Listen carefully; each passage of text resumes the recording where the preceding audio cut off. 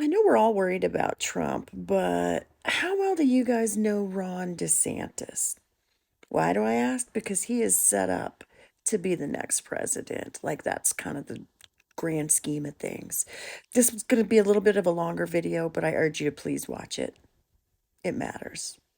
Guantanamo Bay, DeSantis' job was to advocate for the fair and humane treatment of the detainees and to make sure the U.S. military complied with the law. The Christmas of 2006, I wasn't home with my family. I was in Guantanamo Bay, Cuba at the terrorist detention facility, not as a detainee, as an officer.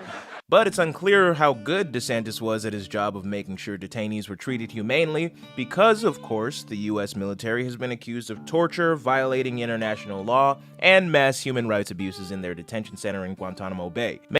Well, it turns out there is someone who knows how Ron DeSantis did at his job. Mansour Adaifi, known to DeSantis as Detainee 441.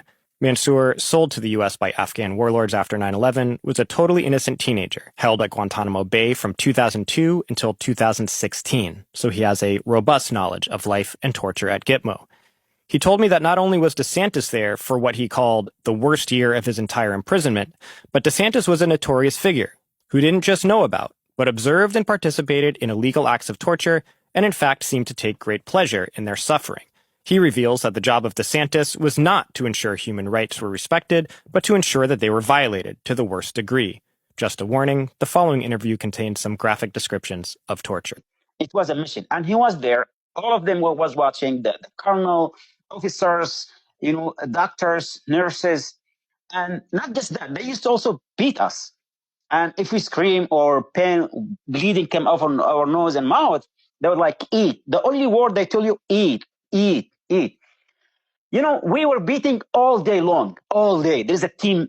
Whatever you do, they just beat you.